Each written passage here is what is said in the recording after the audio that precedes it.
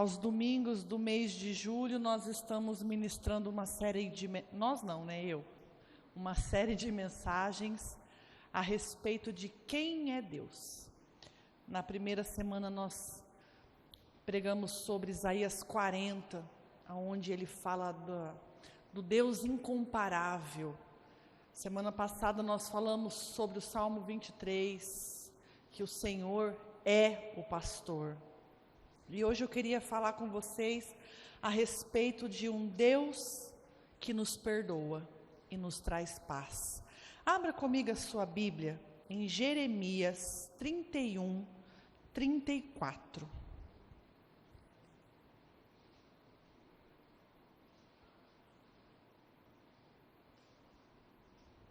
Eu quero ler só o final do versículo. Jeremias 31, 34, a parte B do versículo diz assim: pois perdoarei as iniquidades e dos seus pecados jamais me lembrarei. Irmãos, quão difícil é falar sobre perdão. E você sabe por que é difícil falar sobre o perdão? Porque nós temos dificuldade em perdoar. E não só de perdoar, mas de pedir perdão, de dar perdão e de aceitar o perdão. É muito difícil para nós esse ato do perdão.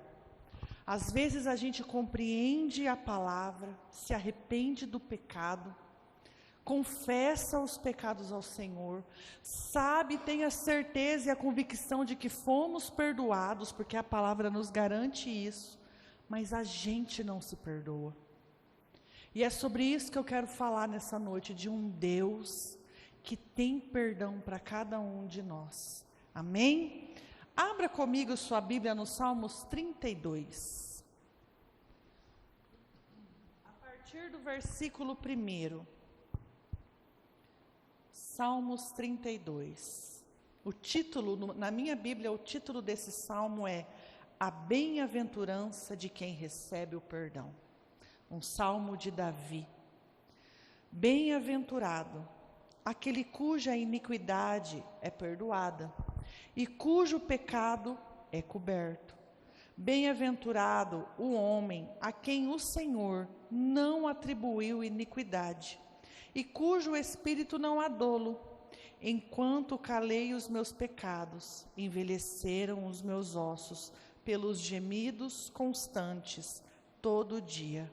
Porque a tua mão pesava dia e noite sobre mim, e o meu vigor se tornou em sequidão de estio. Confessei-te o meu pecado e a minha iniquidade, e não mais o ocultei. Disse: confessarei ao Senhor as minhas transgressões, e tu perdoaste a iniquidade do meu pecado. Sendo assim, todo homem impiedoso te fará súplicas, em tempo de poder encontrar-te. Com efeito, quando transbordarem muitas águas, não o atingirão. Tu és o meu esconderijo, tu me preservas da tribulação e me cercas de alegres cantos de livramento. Instruir-te-ei e te ensinarei o caminho que deves seguir, e sobre as minhas vistas te darei conselho. Não sejais como o cavalo ou a mula sem entendimento, os quais com freios e cabrestros são dominados, de outra sorte não te obedecem. Muito sofrimento te terá de curtir o ímpio, mas o que confia no Senhor, a misericórdia o assistirá. Alegrai-vos no Senhor e regozijai-vos, ó justos, exultai, vós todos, que sois retos de coração. Amém? Esse salmos, irmãos, é um salmo de Davi. Acredita-se que esse salmo foi escrito depois que Natã abriu os olhos de Davi acerca do que aconteceu com ele e Betseba, lá em 2 Samuel, no versículo 11. Eu sei que vocês sabem da história, mas eu queria junto com vocês relembrar. Era tempo de guerra, e Davi estava no seu palácio, no terraço. E a Bíblia nos conta que ele viu Betseba tomando banho. E ele ficou impressionado com a beleza daquela mulher, manda chamá-lo, se deita com Betseba. Tempos depois, Betseba aparece lá e fala: ó, eu estou grávida. E Davi, para que aquela mulher não fosse apedrejada, porque o marido dela estava na guerra, e isso era o que acontecia com as adúlteras, elas seriam apedrejadas, Davi arquiteta um plano. Ele manda chamar Urias, marido de Betseba, para que ele se deitasse com ela e ele pensasse que o filho era dele.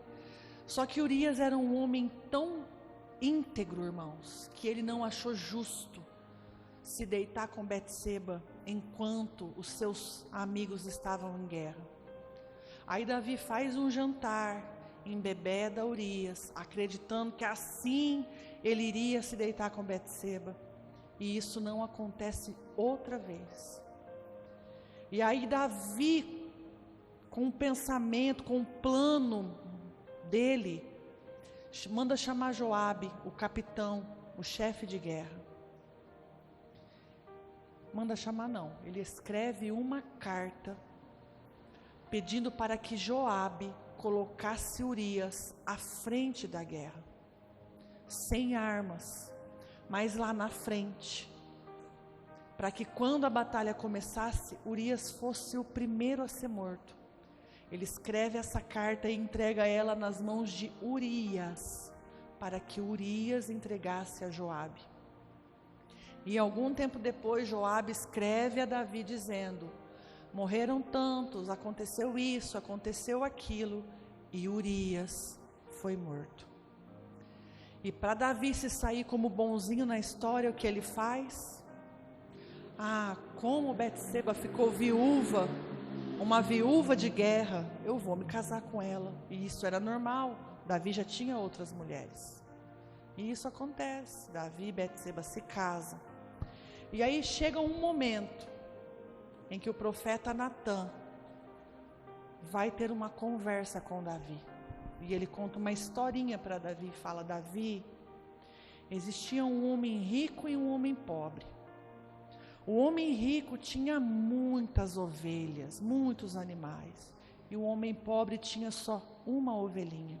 Em algumas versões fala cabrita, em outras fala ovelha. E Davi, aquele homem rico, fez um banquete, convidou várias pessoas, e ele foi lá no homem pobre e pegou a sua única ovelhinha e a matou e serviu para os seus convidados. E Davi, ouvindo aquela história, ficou revoltado. Quem foi esse? Mande matar aquele que roubou a ovelhinha do pobre homem.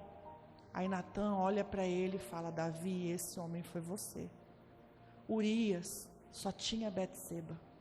Você tinha e poderia e pode ter qualquer mulher que você quiser, mas você foi lá e pegou a única ovelhinha de Urias. E acredita-se que é nesse momento em que os olhos de Davi foram abertos que ele escreve esse salmo.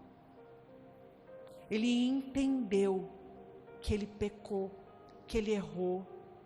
E esse, irmãos, ter ficado com Betseba não foi o único pecado que Davi cometeu. Nessa situação, Davi cometeu adultério, Davi cometeu assassinato, e Davi ele foi dissimulado. Foi um conjunto de pecados que Davi cometeu. E aí nós entramos no texto, no versículo 1, onde ele fala: bem-aventurado. Irmãos, o que significa a palavra bem-aventurado? Bem-aventurado significa extremamente feliz o homem a quem a iniquidade foi perdoada. Essa palavra bem-aventurado, ela é tão importante que Jesus faz o sermão do monte começando assim: bem-aventurado. Muito feliz, extremamente feliz é o homem cujos seus pecados foram perdoados. Irmãos, o pecado, ele é terrível e nós sabemos disso. O pecado, ele é pior que a pobreza, ele é pior do que a doença, ele é pior do que a solidão, ele é pior que a tristeza, porque essas coisas, elas não têm o poder de nos separar de Deus, mas o pecado tem. O pecado afasta o homem de Deus. E como um homem que não tem mais comunhão com Deus pode ser bem-aventurado? Como que um homem que não tem mais relacionamento com Deus é feliz? O pecado nos afasta do Senhor, irmãos. Eu pesquisei no dicionário e o significado de iniquidade ou transgressão, porque algumas Bíblias falam transgressão, significa assim, rebelião, traição, passar dos limites, rebelar-se contra Deus, injustiça, desobediência, rebeldia. Irmãos, bem-aventurado é o homem cujo pecado foi perdoado. Extremamente feliz é o homem que entende que o pecado os distancia de Deus, se arrepende, pede perdão e tem a sua iniquidade perdoada. O perdão, irmãos, nos lava da sujeira do pecado. O perdão nos limpa do lamaçal do pecado. A parte B do versículo 1 diz assim: bem-aventurado o homem cujo pecado é coberto.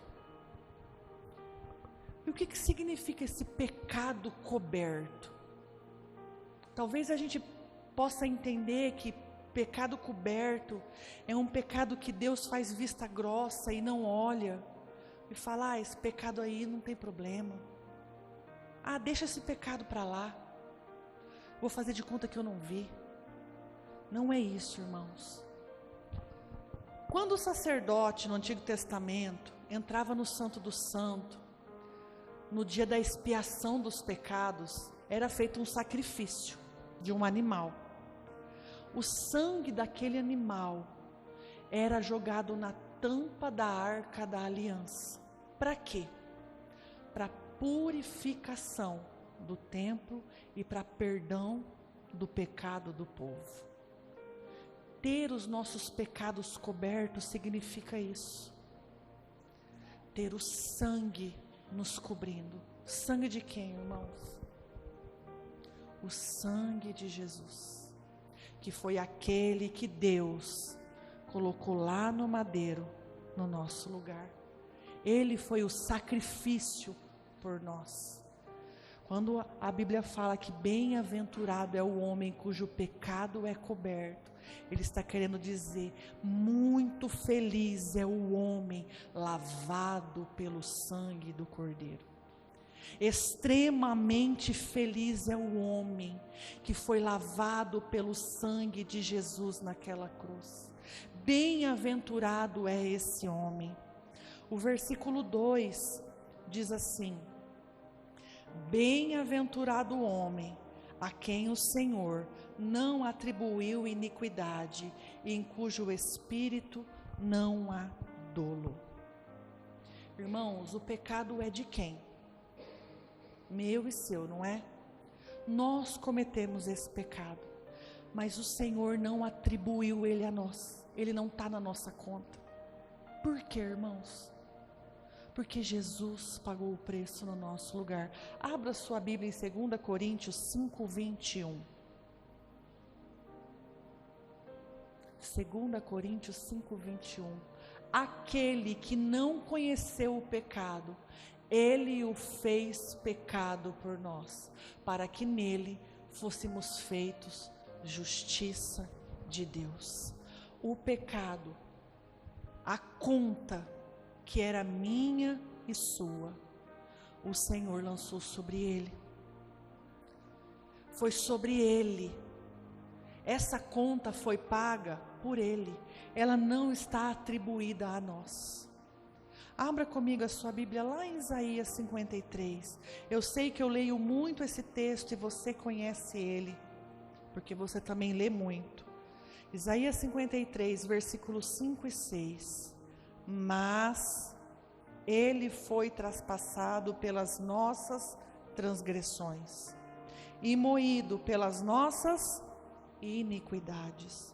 O castigo que nos traz a paz estava sobre Ele, e pelas suas pisaduras fomos sarados.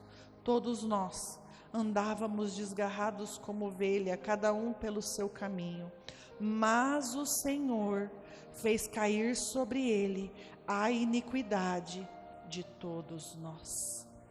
O pecado meu e seu foi atribuído a Jesus. Bem-aventurados nós somos, irmãos, porque Ele não atribuiu a nós o nosso pecado. Porque qual é o salário do pecado? A morte. E quem morreu no nosso lugar? Jesus Cristo. Irmãos, Jesus, Ele foi o nosso substituto na cruz. Ele nos representou lá naquela cruz. Jesus naquela cruz, Ele não foi uma vítima. Ele não foi um mártir, não. Ele foi o meu e o seu substituto. Deus colocou Jesus naquela cruz porque Ele sabia que nem eu e nem você ia dar conta de passar por aquilo. O peso do nosso pecado, a nossa conta foi atribuída a Jesus Cristo. O versículo 3 e o versículo 4, Davi fala sobre as consequências do pecado dele. O versículo 3 diz assim: enquanto calei os meus pecados, envelheceram os meus ossos, e pelos meus constantes gemidos todo dia, porque a tua mão pesava sobre mim de dia e de noite, e o meu vigor se tornou sequidão. Irmãos, o pecado tem o poder de destruição na nossa vida. Aquela pessoa que não confessa os pecados, Davi fala, enquanto calei os meus pecados, envelheceram os meus ossos. Todas as vezes que a gente não confessa, não se arrepende, nós adoecemos. Mas eu não estou doente, eu tenho saúde. Nós adoecemos emocionalmente, espiritualmente, fisicamente. Nós nos sentimos fracos, desanimados, entristecidos. Sabe aquela sensação que você fica assim o dia inteiro? Eu não aguento mais, eu estou cansado, eu não aguento mais, eu não estou dando conta. Isso é viver na escravidão que o pecado nos traz, irmãos. A pessoa que vive em pecado, ela vive escrava. Escrava do quê? Da tristeza, da solidão.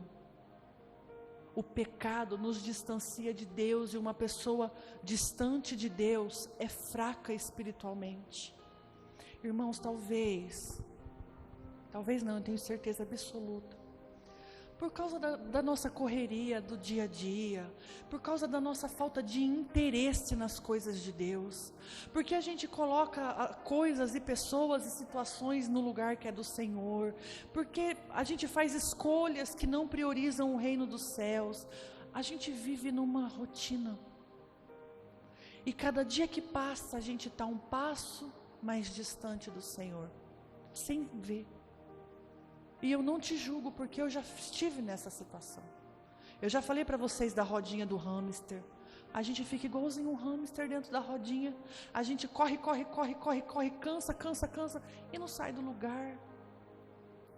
Porque a gente tem esquecido das coisas do alto. Porque o pecado começou a fazer parte do nosso dia a dia. E ele se tornou uma coisa comum. O pecado virou uma coisa comum. eu cometo esse pecado todo dia, ele faz parte da minha rotina, igual eu acordar de manhã, escovar os dentes e me arrumar para ir trabalhar. O pecado já está agarrado, grudado, e a gente não percebe que todos os dias ele tem nos distanciado de Deus. Enquanto calei os meus pecados, se envelhecerão os meus ossos. Pelos constantes gemidos, todo dia, todo dia, todo dia. Irmãos, você sabe, eu sei, que o nosso pecado, ele tem até hora certa para acontecer. O nosso pecado de estimação, ele tem hora certa. A gente sabe a hora certinha de cometer o pecado. E a gente precisa, irmãos, abrir os nossos olhos. A gente precisa entender a gravidade do pecado. Ah, mas esse pecado que eu cometo, ele é pequeno, ele não faz mal para ninguém, só eu cometo, não envolvo ninguém. Irmãos, pecado é pecado. Não existe pecadinho e pecadão. No versículo 5, Davi fala: confessei-te o meu pecado, e a minha iniquidade não mais ocultei. Disse: confessarei ao Senhor as minhas transgressões, e tu perdoaste a iniquidade do meu pecado. Quando a gente faz do nosso pecado uma rotina, irmãos, a nossa memória fica curta. A gente não enxerga mais o pecado. Davi, ele não confessou o pecado dele de livre e espontânea vontade. Ele não acordou um dia e falou assim: ai, pequei, vou confessar. Precisou o profeta Natã falar com Davi. Davi, aconteceu isso e isso. Davi, você pegou a ovelhinha de Urias. Davi, olha o que você tem feito. A Bíblia não fala isso, irmãos, eu estou falando isso da minha cabeça. Porque Davi era homem como nós. Mas Davi poderia muito bem acreditar que esse pecado não era culpa dele. Porque quem é que foi tomar banho no terraço? Betseba. Quem mandou ela ficar lá? Se ela não tivesse ficado lá, eu não tinha visto, eu não tinha pecado. Mas a Bíblia, hora nenhuma, fala que Betseba foi a culpada do pecado de Davi. Muito pelo contrário, Betseba é chamada de ovelhinha. Irmãos, 2 Samuel, versículo 11, capítulo 1, fala que era tempo de guerra. Abra comigo. 2 Samuel, vai ser 11:1. Decorrido um ano, no tempo em que os reis costumavam sair para a guerra, Davi enviou a Joabe e os seus servos com ele e a todo Israel, que destruiriam os filhos de Amon e sitiariam Rabá. Porém, Davi ficou em Jerusalém. Era tempo do que, irmãos? Todos os reis estarem na guerra. Todos. Davi era o quê? Rei.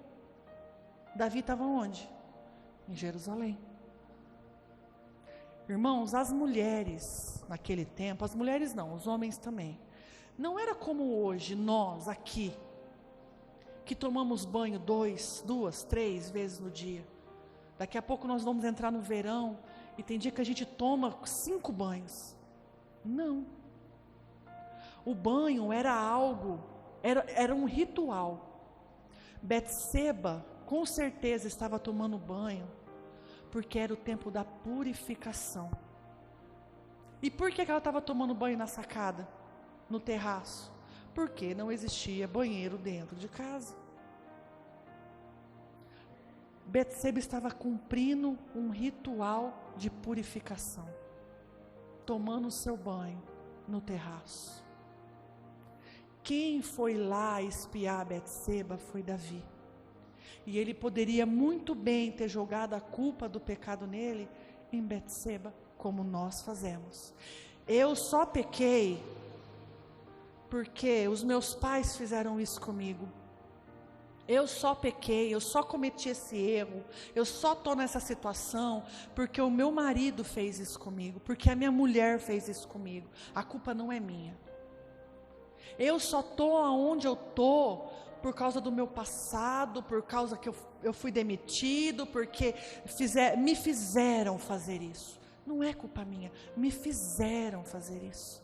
Davi poderia muito bem estar pensando nisso aqui. Por isso que ele não confessou o seu pecado antes. Precisou Natã ir lá abrir os olhos dele. Irmãos, a culpa do nosso pecado é nossa. Vocês não têm culpa dos meus erros. Eu não tenho culpa do erro de vocês. Você peca porque você escolhe pecar. Davi escolheu enviar um servo para chamar Betseba. Davi sabia que ela era esposa de Urias. Ele sabia que ele cometia um pecado. Todas as vezes que nós cometemos um pecado, nós sabemos que nós estamos errando. E nós cometemos porque queremos.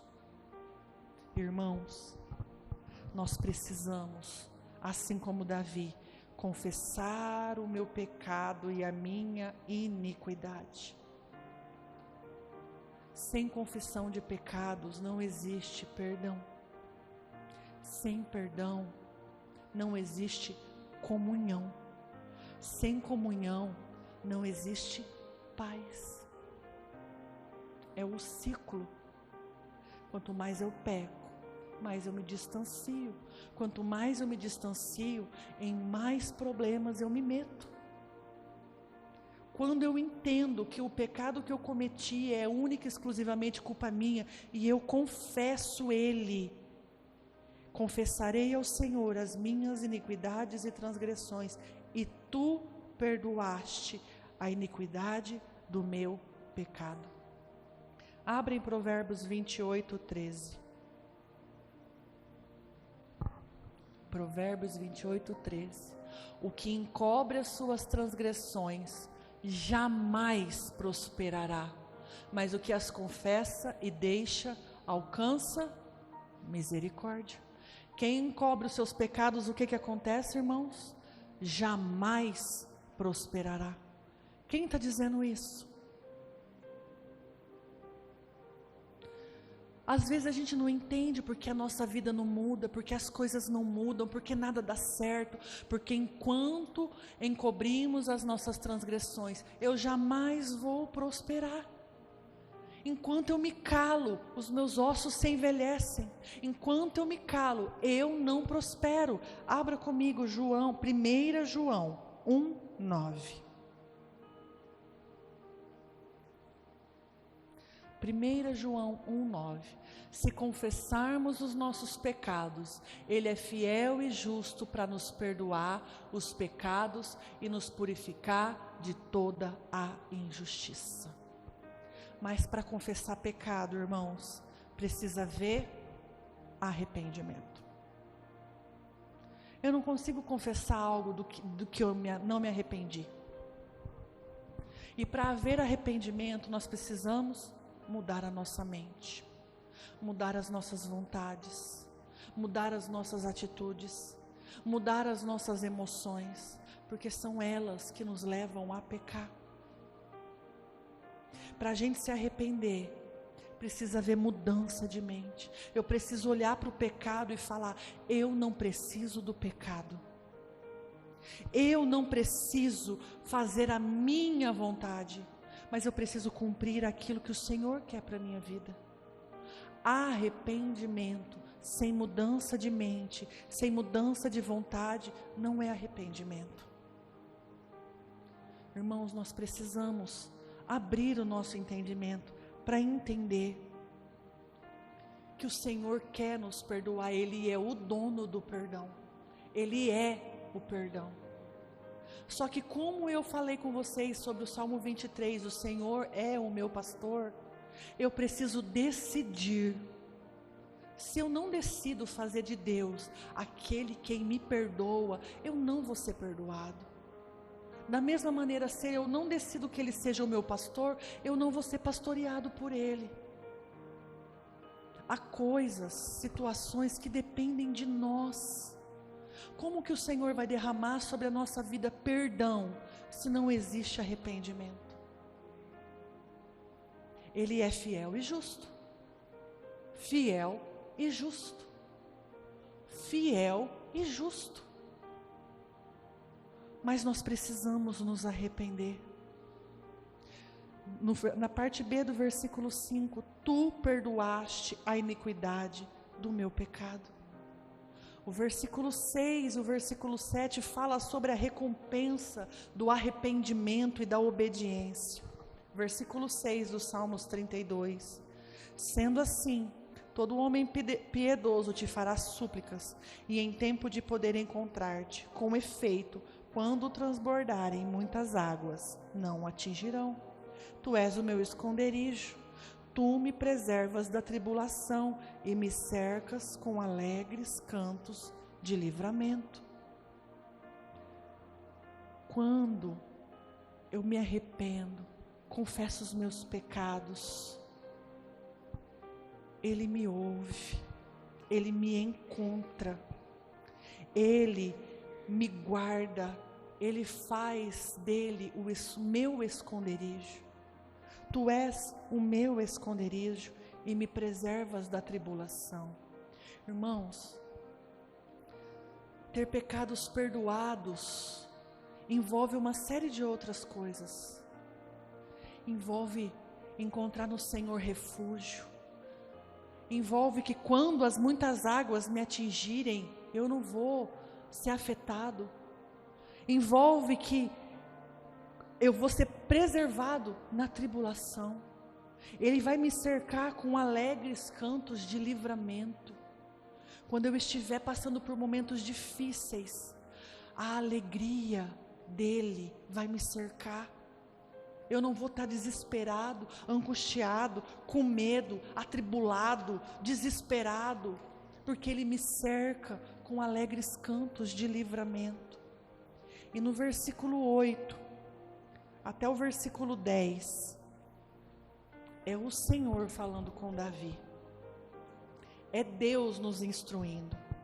Ele fala assim: instruir-te-ei e te ensinarei o caminho que deves seguir, e sobre as minhas vistas te darei conselho.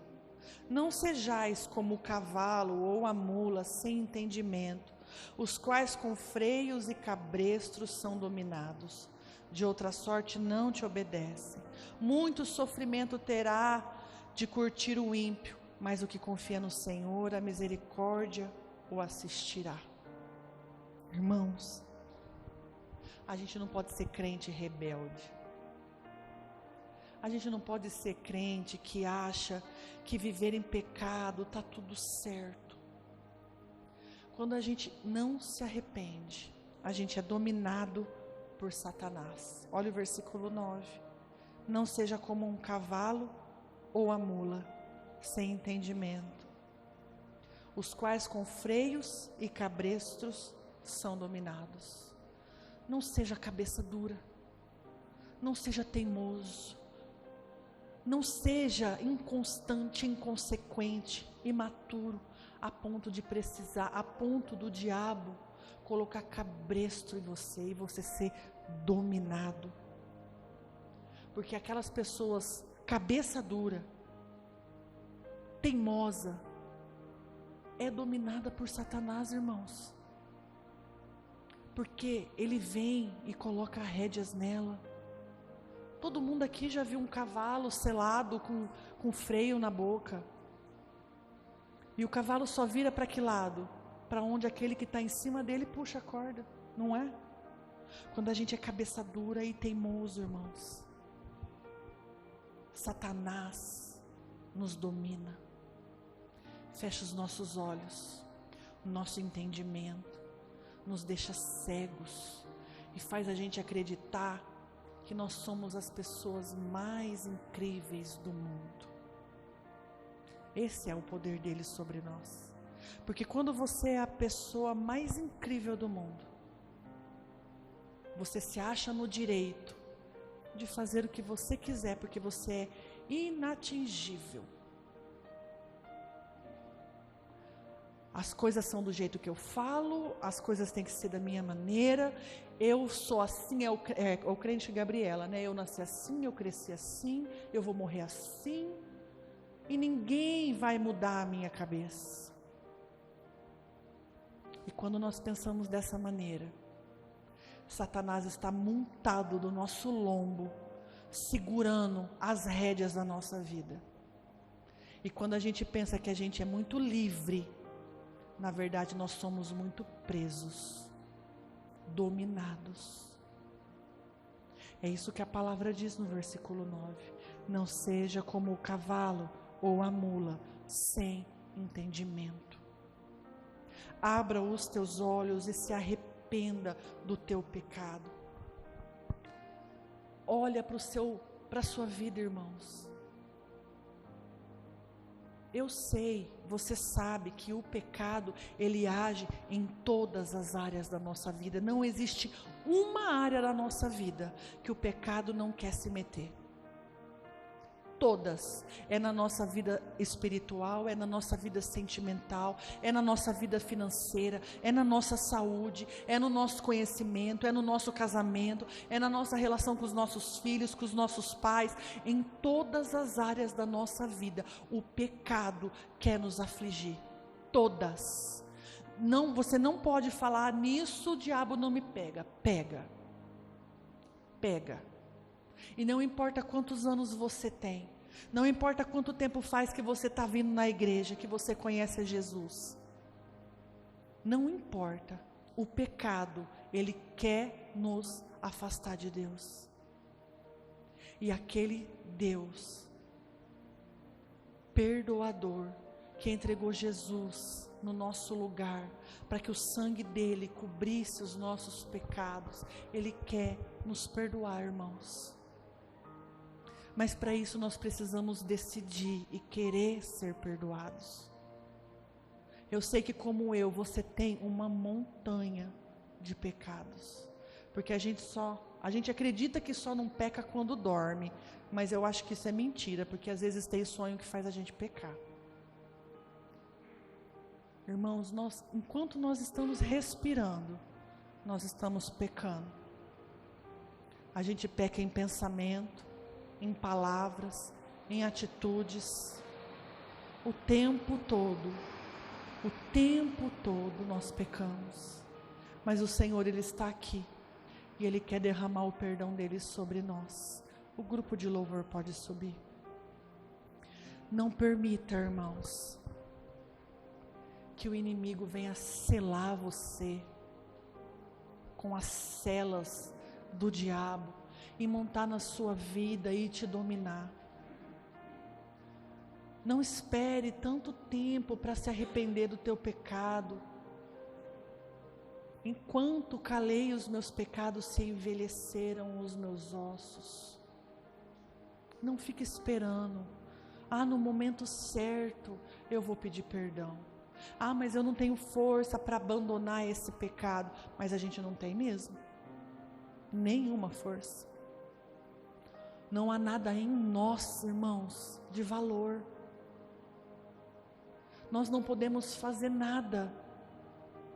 A única coisa que nós podemos fazer é confessar os pecados, porque Ele é fiel e justo para nos perdoar. Bem-aventurado, extremamente feliz, muito feliz são aqueles a quem o Senhor perdoa os pecados.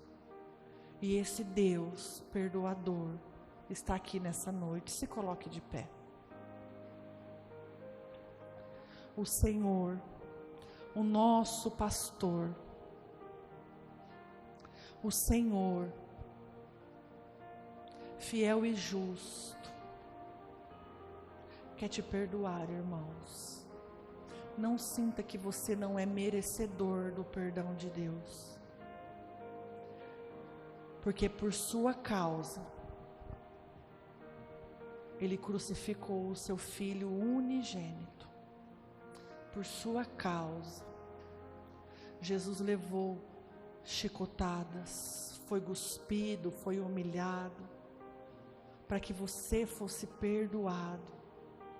Ele padeceu no meu e no seu lugar, para que você pudesse hoje pedir perdão ao Senhor e ser bem-aventurado. Olha o versículo 11: alegrai-vos no Senhor e regozijai-vos, ó justos, exultai vós todos que sois retos de coração. Alegrai-vos no Senhor, alegrai-vos num Deus que tem perdão para mim e para você nesta noite, amém? Irmãos, não é porque o Senhor nos perdoa que quando a gente voltar para nossa casa, o pecado não vai mais estar lá. Muito pelo contrário, ele vai continuar lá no mesmo lugar.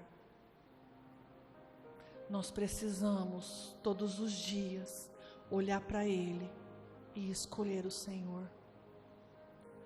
Por mais tentador que Ele seja, por mais delicioso que seja cometer esse pecado, é infinitamente melhor ter comunhão com Deus.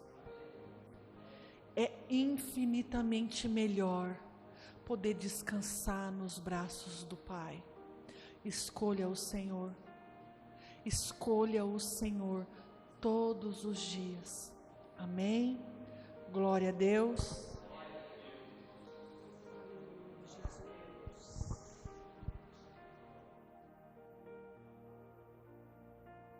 Amém, glória a Deus, né? O que mais me impactou no Salmos 32, o Salmo de Davi, o Salmo da confissão do seu pecado, o Salmo 51 também é um reflexo da confissão do seu pecado, com Betseba, com Urias, com o adultério.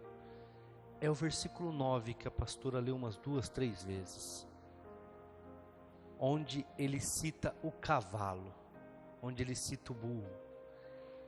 E ele está falando assim, e é o que eu entendi, então eu vou tentar passar para vocês o que eu entendi. São animais que precisam ser domados, dominados para te obedecer, senão eles não te obedecem.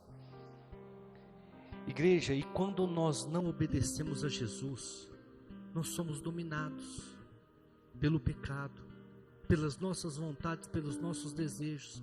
Então eu já não ando mais conforme a minha vontade, eu já não ando mais conforme o meu querer, eu ando conforme o meu pecado. Eu sofro conforme o meu pecado. Ele está dizendo assim, esses animais não têm entendimento. O que é ter entendimento, igreja? Eles não conseguem mudar. Eles não conseguem sair daquele círculo vicioso. Vamos usar o exemplo, né? Eles estão na roda do hamster e é da natureza deles. Eles são assim. É da natureza. Assim como o sapo e o escorpião que estavam na floresta, e a floresta estava em chamas, e para se salvar, eles teriam que atravessar um rio. E o escorpião então vira para o sapo e fala: me leva nas suas costas porque eu vou morrer. E você consegue atravessar esse rio, porque o sapo é um anfíbio.